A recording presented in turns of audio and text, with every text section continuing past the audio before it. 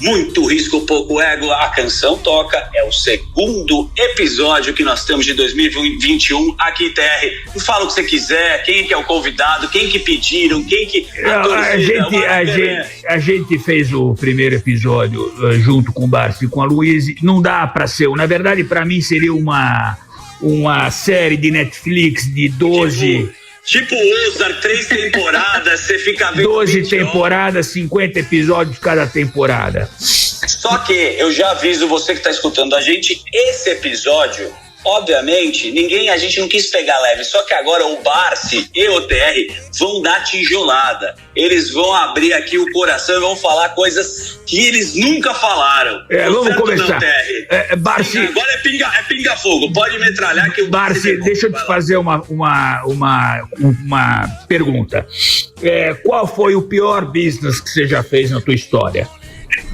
Que você achou que foi uma empresa que não performou de acordo com a tua expectativa? Eu já cometi falhas e erros, claro, né? Não há dúvida nenhuma. A minha grande falha foi exatamente sentimentalizar a parceria. Eu perdi uma posição que eu tinha em ações do Banco Econômico, do Banco Nacional, que era o banco do Ayrton Senna, não é isso? Lógico. Perdi uma ficou só o boné. Olha, o boné sem a imagem dele. Aconteceu. Lamentavelmente, a gente cometeu erros, mas os erros que foram cometidos, eles não foram assim tão significativamente destrutivos. Porque, na realidade, eu fiz que nem aquele cidadão que orientou o filho, né? O filho chegou para o pai e falou: pai, nós precisamos contratar vários escritórios para ver o nosso estoque, ver quanto é. O pai perguntou: quanto vai custar? Ele falou: vai custar alguns milhões de dólares. Ele falou: faz o seguinte, tira o preço da gravata e o resto é lucro, não precisa contratar ninguém.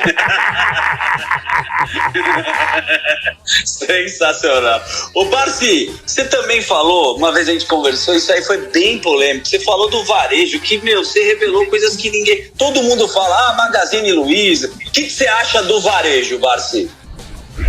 O varejo, ele é um negócio, na minha modesta caracterização, inconsistente, porque o varejo ele tem uma característica fundamentalmente destrutiva.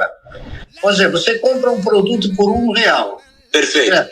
Aí você vende esse produto por R$1,50 em 10 vezes.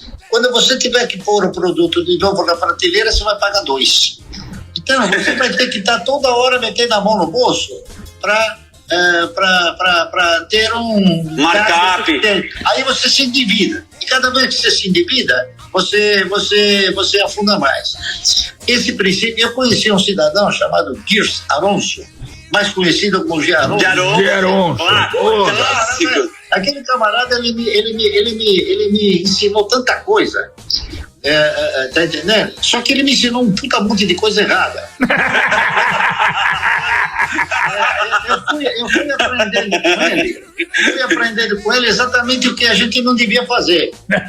Você vê, só o sinal estava trocado. Uma participação de 13 ou 14% de ações de uma empresa chamada Prazo Motor, que era dona de inúmeras marcas como Consul, de linha branca.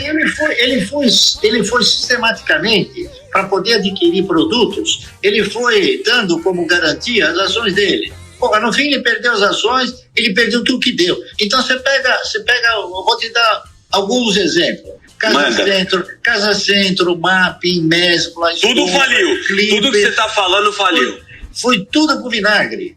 Então, agora você pega recentemente a máquina de vendas, né? Também está quebrada, tá entendendo? E é um cara que cresceu, mas também está desmoronando. O Magazine Luiza, ele vai pelo mesmo caminho, é uma questão de tempo só. Você entendeu? Na minha opinião, é uma questão de tempo. A Via Varejo também já teve uma situação extremamente difícil. Só não quebrou porque botaram 300, 400 milhões lá como reforço de caixa.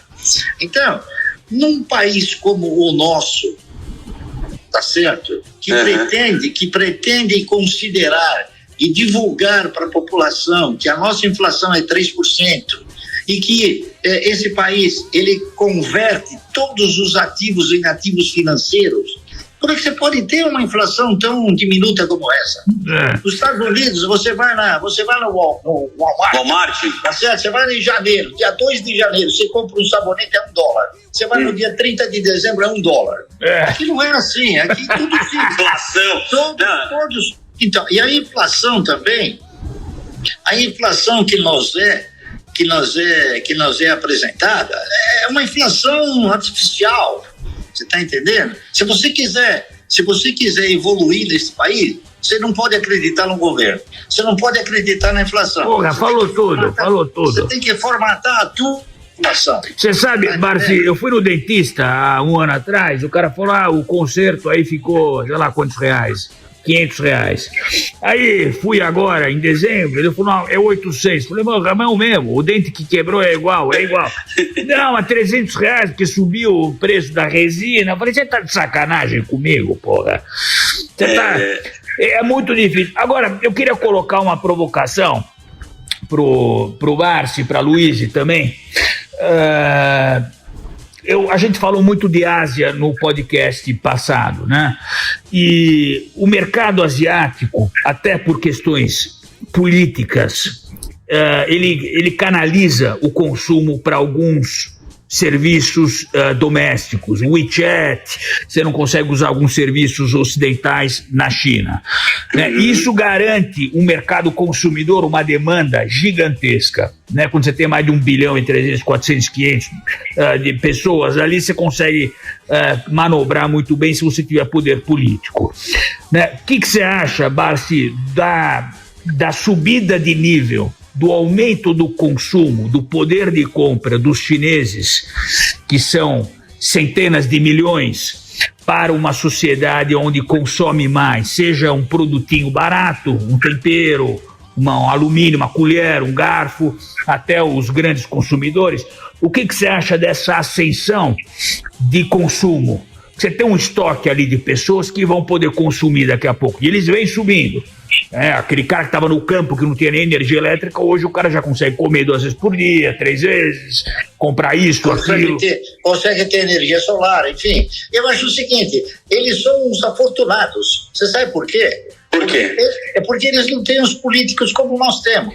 Nossos políticos, eles dizem o seguinte, o Brasil é o pior país do quesito distribuição de renda. Mas quem faz a distribuição de renda são eles. Cada vez que eles têm que aumentar o salário do povo, do Zé Povinho, da massa, é 0,3, 0,4, 0,5, 3%. O deles é 45%. É verdade.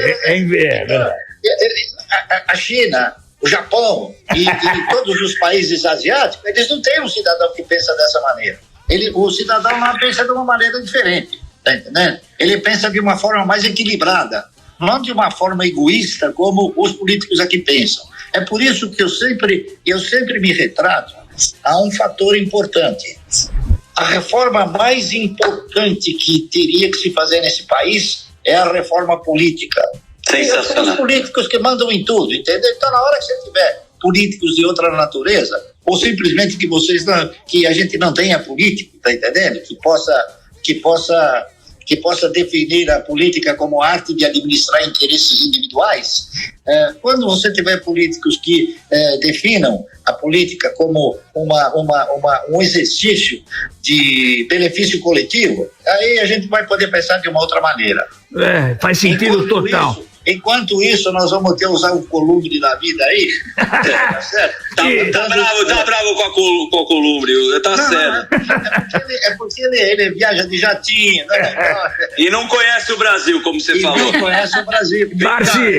Barsi, vamos falar um pouco. Só, se me permite aqui uma indicação. Claro. Tem um pouquinho mais de China, tem um livro muito bom do Ricardo Jerônimo que chama O Poder da China. Vai dar uma boa dimensão aí do porquê que já é consenso aí entre os entendidos de que a China vai ultrapassar a economia dos Estados Unidos. É muito interessante. Muito legal. E vou te falar. Repetir o livro? Repita o livro, por favor. Chama O Poder da China, do Ricardo Jerônimo. Muito bom. Boa. E eu vou complementar uma coisa que a Luísa falou. A China também, ela tem um grande handicap.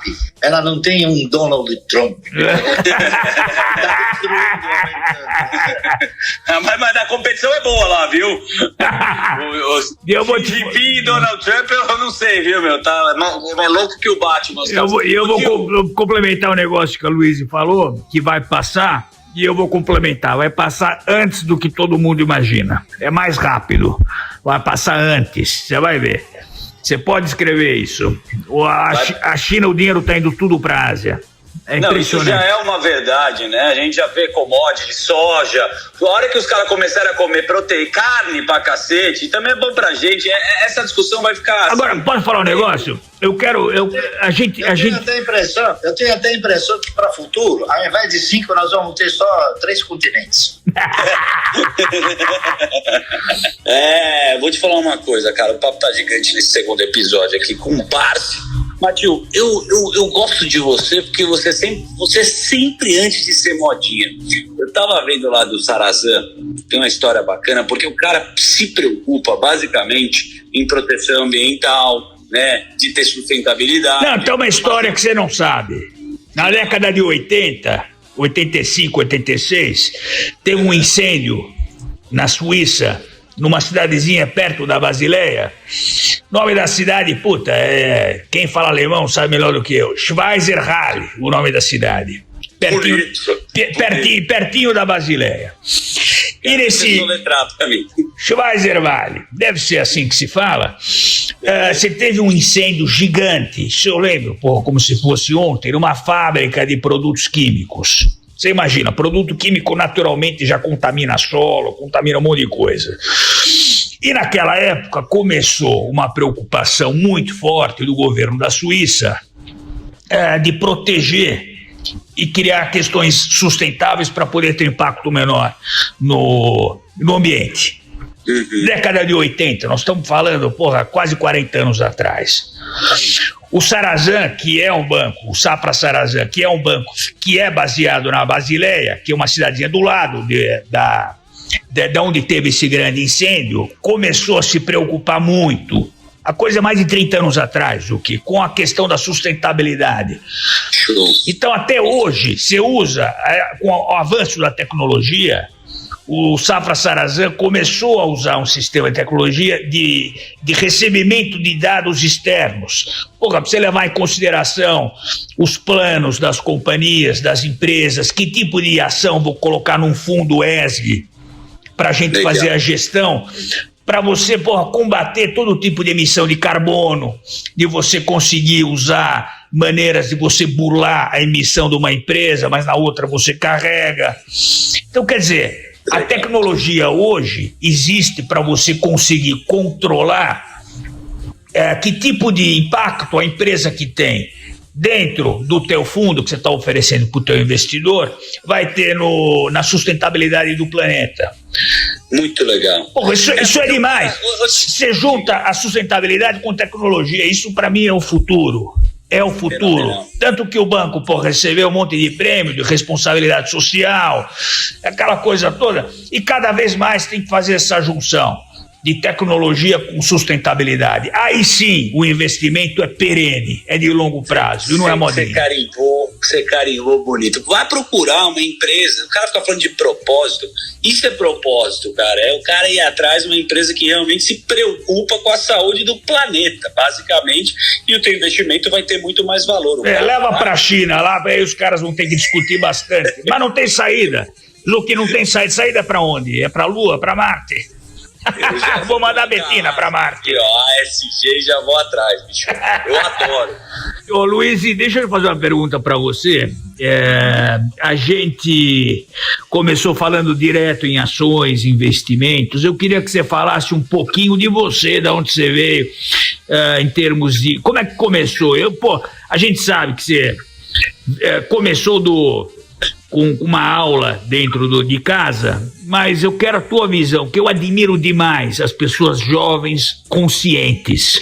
Muitas vezes as pessoas elas ficam confiantes, velhas demais, elas se conscientizam da ignorância ou da falta, da necessidade de alguma coisa, velhos demais. E você com 26, não. Tá aí, obviamente você tem uma influência do teu pai. Queria que você falasse um pouquinho desse teu passado e depois a gente fala. E ajudando você, tio, eu acho super linda a história, que eu acho que você vale a pena sempre compartilhar, quando você pediu uma mesada pro teu pai, aí você começa a contar um pouco. Sabe por quê? Eu quero fazer isso que o Barsi fez com a filha dele, com as minhas filhas, só que tá tarde demais. Aonde estão suas filhas agora? Uma mora...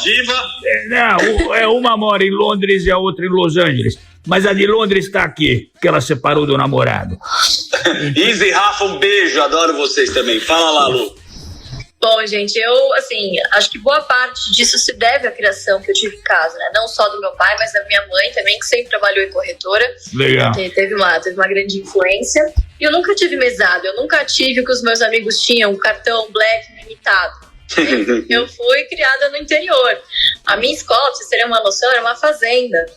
Então, junto com matemática, português, à tarde a gente tinha aula de como ordenhar vaca, pra vocês terem uma noção. Legal, pô. Então, realmente foi uma criação muito simples no interior de São Paulo, o que ajudou realmente bastante nessa parte de ego, né? Enfim, e aí tudo começou quando eu comecei a pedir a mesada. Meu pai me deu uma carteira de ações e falou: olha, não sou eu que vou te dar a sua mesada. Quem vai te pagar são as ações da outra parte. Se der lucro, você vai ganhar dividendo. Se não der, paciência.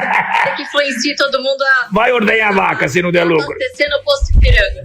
E era uma briga. Quem não abastecesse no posto Ipiranga tava cortado as relações. Foi o que começou. Eu nunca me imaginei fazendo outra coisa a não ser trabalhar com ações, né? Trabalhar em empresas.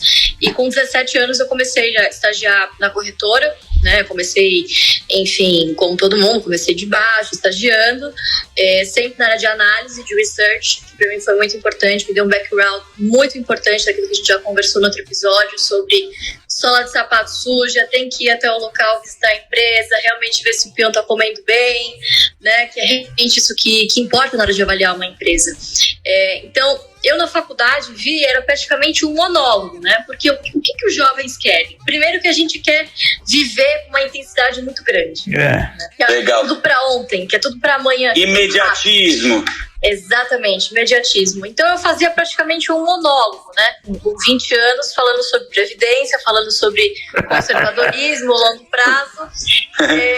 Só que eu acho que com o crescimento também das redes sociais, eu acho que muita gente foi pro mercado, muita gente quebrou a cara. É fácil falar hoje, a gente olhar pelo retrovisor e ver a crise que a gente passou no ano passado, mas em 2015, 2014, logo que eu comecei a estagiar, as pessoas não se lembram quem são mais jovens de mercado, mas nós passamos por 3 anos, logo no impeachment Dilma, foram 3 anos só de queda livre. Total. Né? Não foi assim, caiu tudo de uma vez. Então você tinha que ter uma paciência, uma resiliência muito grande para você continuar acreditando no case. Vou fazer um adendo ao que você disse: queda livre do mercado acionário e destruição de riqueza e poder do mercado real. Exatamente. Quantas lojas, empresas, CNPJs fecharam, desapareceram, acabou, sumiu. Porra, pera lá, porque o mercado, o mercado de ações, mercado de capitais, ele reflete, aí normalmente ele antecipa, né? Mas você tem um reflexo do poder, da saúde, da economia real. Não existe milagre, descolamento absoluto não existe. Entendeu? Então o desenvolvimento da economia real acaba desenvolvendo o mercado de capitais e vice-versa. Exatamente. Então uma das grandes dificuldades para falar para o público jovem, investir em ações não é sexy. Né? Um pessoal que fala, não, eu tenho não é sexy. Eu tenho um Bitcoin. É verdade. Há quanto tempo, Luiz, que você está nesse... Você faz uns 10 anos? Não. Eu quero ir pra Trancoso, super top, ver o Alok no Sunset, pegar uma estelinha e harmonizar, com a carne marmorizada. Vai tomar banho, né? É isso mesmo. Exatamente. Mas nada que um bom trade que tenha dado errado aí não coloque, né? Porra, quem casar com você é um cara de sorte, hein, Luiz? Não, é impressionante a sua habilidade intelectual que você pegou assim de repertório do teu pai. Pois é. O protagonismo, sensacional. Por isso que eu faço o quê? Né? É isso que eu tô falando. O cara que casar com ela vai ter que, ou tem que ser um cara muito mais maduro pra entender, porque a cabeça dela Sim, com 26 anos dando aula, muito legal. Luiz, e me fala uma coisa, ajuda também, e a gente vai passar pro Barsi para ele falar junto com a gente. Então a gente também tá vendo que no mercado tem muito modismo, né? Recente abriu BDRs, né? Só quem tinha 1 milhão conseguia investir em empresas internacionais. Tá falando, vai, dá exemplo de Facebook, Disney, o caramba. O que você acha de investir em empresas internacionais? E a nossa, como o TR colocou agora, o nosso dinheiro está sem valor. E em algum momento você também é importante dolarizar. O que você acha? Eu interpreto o seguinte, não que eu seja um patriota de plantão, mas eu acho o seguinte, eu acho que aqui é que estão as verdadeiras oportunidades, né? Eu considero oportunidade você comprar a ação de uma empresa quando você compra ela abaixo do valor de patrimônio. Perfeito. Nos países desenvolvidos, você compra o papel um valor inchado, muito acima do patrimônio. Então, as verdadeiras oportunidades estão aqui, não só nos momentos de oportunidade, mas a oportunidade ela é uma questão interpretativa. Eu vou te dar um exemplo prático. O que você vê cotado na bolsa é o preço de uma ação. Uma. Se você for considerar o controle, ele vale no mínimo 10 vezes mais daquele preço que está cotado. Então você tem que enxergar também dentro dessa visão, tá entendendo? De que a inflação ela é tão corretiva, tá? Ela corrói tanto o patrimônio das empresas, que o valor de patrimônio das empresas estampado num determinado momento de balanço, que é um retrato, o balanço nada mais é que um retrato momentâneo, eles não expressam a realidade. Você quer ver um exemplo prático? O cidadão que comprou uma casa há 20 anos atrás, ele pagou 1 milhão, hoje ela está registrada no imposto de renda por R$1. Isso aí. Então me fala uma coisa. Leva esse raciocínio para o patrimônio das empresas. Se a empresa não pode reajustar, ela não tem um valor atual, ela tem um valor contábil, um valor, né, do momento, óbvio. E o que você acha do mercado imobiliário? Você é um cara que ao longo da tua história, você comprou patrimônio em imóveis, você gosta de ou fundo imobiliário, tá aquecido, é uma bolha de novo? Qual que é a tua opinião, Barsi? Não, eu vou dizer uma coisa para vocês, rapaz. Até antes de 1994, tá? O mercado imobiliário, ele até que tinha alguma expressão. Mas a partir do momento que um ex-presidente chegou e falou, vocês podem invadir o que vocês quiserem de terreno, aí acabou o camarada que alugava. Não, vocês podem invadir. Então, por exemplo, até 1994 nós tínhamos inflação, mas você alugava o imóvel. Você alugava o imóvel, por quê? Porque o cidadão que alugava o imóvel, o locatário, ele falava assim, eu vou alugar um imóvel por R$1.000, mas daqui a 6 meses, e os R$1.000 valem 500. Tá entendendo? Perfeito. Então, o Fernando Henrique fez uma coisa que todo mundo engoliu esse sapo, tá entendendo? Como sendo um programa econômico, o plano real foi um plano. O plano real não foi plano nenhum. O que aconteceu no plano real foi uma conversão.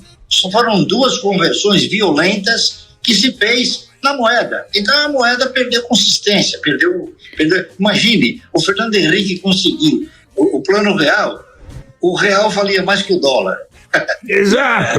Barsi, deixa eu te fazer um... Então a realidade veio, com o tempo ela veio. Então, é verdade. Aqui na nossa cara. Então nós nunca tivemos, na minha opinião, eu também estudei economia, tá entendendo? E eu não consagro os meus conhecimentos, nem o meu aprendizado em conceitos econômicos ultrapassados. Eu procuro ser um camarada atual.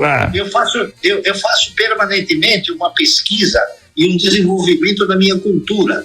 Então eu chego nas conclusões seguintes, que se você não atualizar os valores, se você não considerar os valores sempre atualizados, você perde consistência, você perde poder. O poder aquisitivo do brasileiro, ele é maculado sistematicamente, tá entendendo?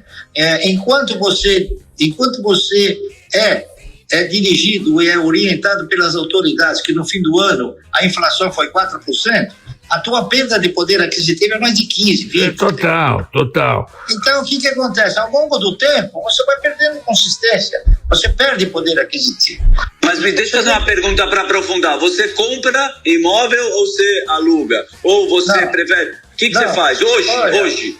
Eu nem compro e nem alugo. Os que eu tenho, eu estou vendendo. E fundo imobiliário você acha uma boa opção hoje de investimento? É uma boa opção para quem administra o fundo. Barsi, eu tô com uma cobertura para te vender na Vila Nova Conceição. Você quer? Eu te vendo a preço de banana. Sabe que o TR vai vender para você? O jockey que a gente falou com o Benjamin. Você tá interessado em comprar um jockey ou não? Não, eu não estou interessado nem em comprar o jockey, nem em comprar o imóvel do jockey. Porque, veja bem. Barsi, não aposta em cavalo, pô? Você não gosta de aposta? Não. Constrói um condomínio e chama de Luiz o condomínio, porra. Dá de presente pra tua filha.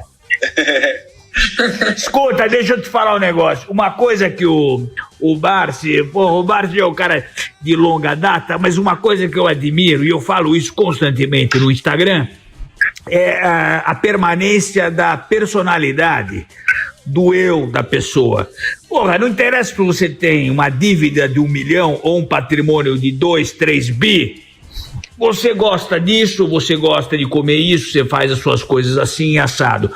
A permanência da personalidade é tão importante e ao longo do tempo, independente, porque o dinheiro normalmente ele corrompe, ele corrói, ele muda as características, os gostos, o cara ganha dinheiro, começa a fumar charuto, começa a jogar não sei o quê. Para mim isso é bullshit.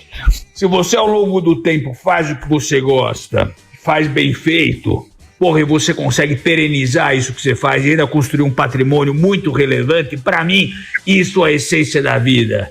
Entendeu? Exatamente. É porque você dinamizou as suas prioridades. A minha prioridade, tá entendendo?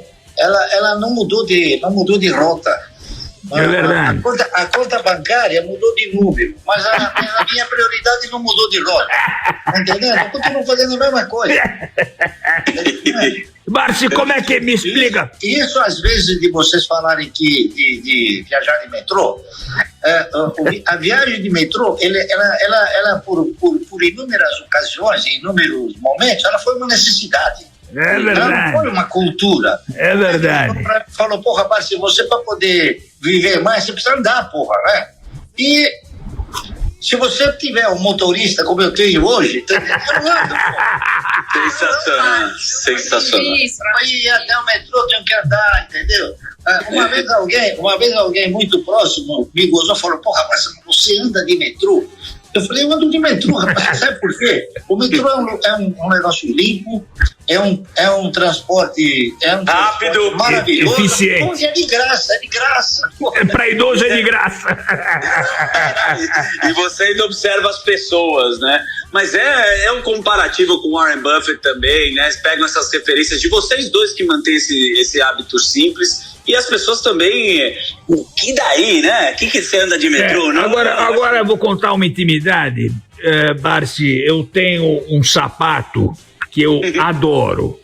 Ele deve estar comigo há uns 15 anos, porque ele já acomodou os meus dedos e eu não largo esse sapato, mas nem ferrando. Ele é feio pra caramba. E a minha mulher, ela quer, vira e mexe, joga fora esse sapato. Fala, pelo amor de Deus, mantém esse sapato. Ele me faz bem, porra. E eu só posso usar esse sapato quando minha mulher não tá vendo. Esse é um grande problema. Guido, é aquele argentino que você tem? Ah, que Guido, o quê? Tá mais parecido com Crocs de qualquer outra coisa. Destruído. Vem cá, eu preciso fazer uma pergunta porque tá todo mundo assim com essa ansiedade, né? Pra esse ano, a gente já falou, passou 2020, tem meme pra cacete. Teve uma projeção do Bill Gates que falou que vai ser os piores 6 meses já agora. Vocês, como é que tá o otimismo, como é que tá a relação emocional sua, Barsi, pros próximos 6 meses? Vem vacina, você acredita que vai melhorar a economia? Qual que é o teu sentimento? E depois o TR complementa. Eu acredito que a vacina virá. Aliás, ela já está aí. Em países desenvolvidos, eles já estão vacinando todo mundo. É que aqui o problema burocrático, de novo, ele é tão intenso que total. eles estão discutindo o diâmetro da agulha, o tamanho da ampola, não sei o que, e ela vai ser isso, vai ser aquilo, né? Quer dizer, enquanto isso o pessoal vai morrendo, tá entendendo? Eles precisavam aplicar a vacina urgentemente. Agora, eu digo o seguinte, eu digo que não há perspectiva nenhuma de um país voltar a crescer se não houver investimento. O investimento, ele é fundamental. Eu escuto de vez em quando o Delfim falar, né, que o Estado tem que investir. O Estado não tem que investir, o Estado tem que proporcionar condições de segurança, saúde, educação, tá certo? Ele tem que proporcionar isso. O Estado, ele é um péssimo gestor. Exatamente. Então, ele não tem que criar empresa. O que o Estado tem que fazer é se livrar das empresas que ele mal administra, tá entendendo? E eu ouço falar em privatização desde os meus primeiros momentos de saber o que era uma privatização. E as privatizações nesse país, uma das privatizações mais comentadas, ou duas privatizações comentadas, foram: primeiro a da Vale do Rio Doce, não é isso? Segundo, da Companhia Siderúrgica Nacional. Mas ambas as privatizações, elas não foram privatizadas, elas foram dadas de presente. Não é verdade. Na realidade, parte delas foram passadas para quê? Para os fundos de pensão de empresas estatais, que compraram aquilo com moeda podre. O cidadão, por 1 centavo, ele comprava 300 milhões de dólares, tá entendendo? De moeda podre. Então ele comprou com moeda podre. A verdade é essa. Então é por isso que hoje está difícil de você em qualquer instância da economia, você privatizar, que não existe mais essa facilidade da moeda podre. Então não há recursos para se comprar as empresas. Você pega um exemplo prático aí que tá fluindo no mercado. Existe uma empresa chamada Braskem, onde 51% do controle da Braskem pertence ao Odebrecht e 49% pertence à Petrobras, não é isso? A Braskem já tentaram, a Lion, né, que é uma empresa holandesa, tentou comprar, mas não comprou porque não sabia o tamanho do buraco que existia lá em Alagoas, no sentido dos danos ambientais e dos danos pessoais que aquilo ocorreu. Agora já sabe, tá entendendo? Então o que acontece? Mesmo assim, uma empresa como a Braskem, que tem aí cerca de 30 plantas petroquímicas, ela não encontra um comprador. Ela vai ter que ser submetida a um regime de modificar a cultura acionária dela, transformando a empresa para que ela possa ingressar no novo mercado e, através disso, então, ser vendida na bolsa. A verdade é essa, né? As pessoas não querem comprar nada que é daqui, porque não existem regras estáveis. É verdade. Então, exatamente. E as regras não são estáveis, Barsi. As regras não são estáveis. Esse é o grande problema. Você não tem um horizonte de certeza. A regra muda no meio do jogo. É verdade. É isso aí. Esse é o principal fator determinante do pessoal não investir aqui. É o grande problema. Você pega as concessões, olha o que aconteceu com as concessões. Você, quando tinha, há tempos atrás, uma concessão, como é que você conseguia uma concessão? Você conseguiu uma concessão no instante que você participava de uma licitação e você oferecia para o contribuinte o menor preço, você se comprometia com o maior investimento no sentido de melhorar aquela concessão. O que eles fizeram? Eles fizeram um negócio diferente. Bom, nós vamos criar um sistema de outorga. Você quer a concessão? Me dá 30 bilhões de dólares e você fica com a concessão. Então, o camarada já sai perdendo. Quando o investidor o investidor, ele faz um investimento na cabeça de alguns brasileiros aí, tá entendendo? Eles entendem que eles funcionam como se fosse aquela turma de pessoal da África. Você quer investir aqui, então você tem que dar para mim um valor, um percentual. É verdade, é verdade. Barsi, você sabe, tem um ponto que eu quero falar com você, um pouco mais do passado. Você sabe que a gente tem alguma coisa em comum que você não sabe. No passado família teve muita coisa no Brás, região central de São Paulo. No Brás? No Brás, coisa de... Eu nasci no Brás. Você nasceu no Brás, é coisa de... Eu nasci na Rua Caetano Pinto. Porra, Gema do Brás. Porra, no Brás, aquela época, hoje o Brás, ele tem muita coisa de varejo, você ainda dá uma volta por ali, como é que é isso aí? Você ainda anda onde você nasceu, como é que funciona? Não, eu há muito tempo atrás eu não passo lá, porque lá modificou muito. Bastante. O Brás que eu nasci era um Brás onde muito embora as pessoas fossem humildes, elas tinham um outro tipo de comportamento, havia um calor humano mais intenso. Hoje não existe calor humano nenhum, só do bueiro que tá saindo. Exatamente, é o cheiro. A verdade é essa. Então eu nem passo por lá, não porque eu seja que eu é arrogante, nada, eu sei. É porque eu não aprendo nada indo para lá. Você sabe que eu aprendo. De vez em quando eu pego o carro e vou lá para 25 de março, uma região que me lembra muito o passado, 25 de março, Avenida do Estado. Porra, é um negócio que às vezes eu passo ali para dar um pouco de saudade, entendeu? Do passado, maravilhoso. O centro poderia ser tipo uma Manhattan, só que tudo abandonado, cheio de mendigo, não dá pra ficar. Mas é maravilhoso, a arquitetura do centro é maravilhosa, o Brás também, muita coisa. Mas o centro é maravilhoso, Praça da Sé, da República, puta que pariu. Se eu pudesse... Que nostalgia. Eu me lembro quando eu era garoto, na Rua Direito havia o footing dos negros. Tá entendendo? O footing, quer dizer, a turma passeava lá, fazia footing, E outra, a Rua Direita era uma rua que tinha o Bar Viaduto, tinha a Casa Alemã, tinha algumas coisas importantíssimas, né? Hoje em dia não tem nada. É só comércio, invasão de prédio. Aliás, eu vou te falar uma coisa. De vez em quando, às vezes, as pessoas me perguntam o que mais cresce nesse país. E eu costumo responder o seguinte: tem duas coisas que mais crescem nesse país. É pobre e velho.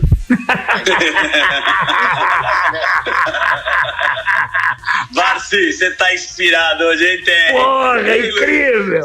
Sensacional! Ô, Barsi, vamos combinar um encontro, vai dar pra gente... Eu vou te dar um vinho de presente, cacete, eu vou te dar um vinho. Você toma um vinho? Você vai tomar uma caipora? Qual que é a tua bebida preferida? E comida? Gosto de um carmener, né, pai? Carmenerzinho. Eu gosto do vinho, eu gosto de vinhos chilenos. Agora, eu vou te levar um presente. Não precisa ser o vinho de $1 milhão. É grifo, tá entendendo? Barsi, eu vou levar um presencialmente, eu vou te dar um beijo, cacete.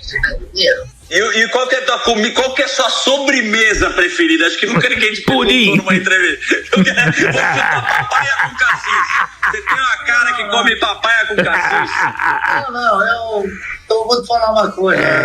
Olha, eu tenho uma coisa que a minha mulher faz pra mim de vez em quando e eu adoro. O que é? Pudim de leite condensado. Puta, eu falei que era pudim, caralho. Eu conheço o Barsi, cacete. Olha, eu só posso agradecer esse papo. Eu vou convidar pra gente, nesse ano, a gente se encontrar mais vezes. Porque, assim, eu quero agradecer profundamente. Obviamente, o tio Rico. Feliz Ano Novo. Porra, maravilhoso. De lindo. Luiz, você, cara, você é uma simpatia, um talento, uma beleza, assim, você tem um repertório imenso. E, Barsi, que legal você deixar, mesmo em vida, o legado, assim, do seu aprendizado. Isso é muito... Luiz, eu vou te falar um negócio. Você vai ter que casar com alguém de muito valor, hein? Vai ter. Tio, inclusive, tio, eu aceito indicação. A gente vai fazer então aqui nesse podcast. Não me vem casar com qualquer um, não, hein, porra. Tem que só fazer uma reunião com o Barsi pra ver se ele aprova, ele é tranquilo, né? A minha sugestão é que ele faça uma reunião com vocês. A Eles gente vão aprender muito. Sabe como é a reunião com a nossa? É o Mossad que faz a primeira entrevista. É verdade. Se passar, a gente fala com você. Olha, um ano incrível pra vocês. Vamos se ver mais. Esse foi o nosso segundo episódio no Muito Risco. Porra, maravilhoso. E eu vou fazer o seguinte, Luiz, obrigado, a gente vai se ver mais. E pra fazer o encontro ficar épico, eu vou sair da sala, a Luiz também, e o TR e o Barsi encerram esse encontro do século. É com vocês, pode encerrar. Eu quero desejar a todos um ano bastante intenso, porque eu não tenho dúvida nenhuma que nós vamos ter desafios gigantescos pela frente. Exato. Nós vamos ter desafios gigantescos e a gente vai ter que superar esses desafios com o quê? Com aquilo que a gente conseguiu aprender ao longo do tempo, tá certo?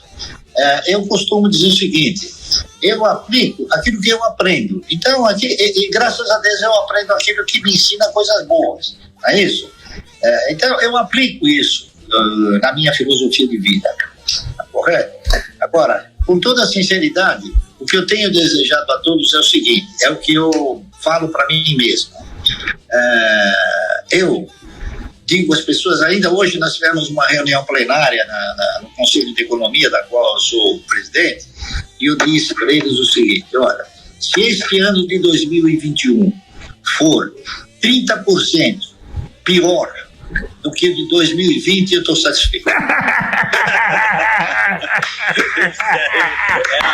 Maravilhoso, porra. Barsi, Luiz e Barsi, TR, que prazer começar 2021. Porra, incrível. Vocês. Barsi, eu quero te desejar um ano maravilhoso. Você merece tudo de bom. Vou te dar um beijo. Pessoalmente, vou levar um vinho. E, porra, a Luiz que fez isso aqui acontecer, maravilhosa, linda. Eu vou arranjar um marido pra ela que seja de altíssima qualidade. Luiz, eu não quero que você conheça ninguém. Eu quero dar o aval, porque eu sou chato pra cacete, entendeu? Combinadíssimo. Tem que passar pelo seu crivo. Barsi, Um abraço. um beijo grande. Um beijo enorme. Ô Barsi, qual que é o teu cantor preferido pra gente colocar aqui no finalzinho aí? Fala quem que você gosta. Eu sei que você é romântico. Não, eu gosto muito. Aliás, a Luísa também passou a apreciar. Eu gosto muito dos Bee Gees. Porra, maravilhoso. Vamos tocar Bee Gees isso aqui, Eu bora. gostava também muito, na minha época, de um cidadão chamado Lúcio Gatica. Lúcio Gatica. A gente vai colocar o Bee Gees ou Lúcio Gatica e depois a gente vai filmar uma coreografia sua do TR. Vocês não understand.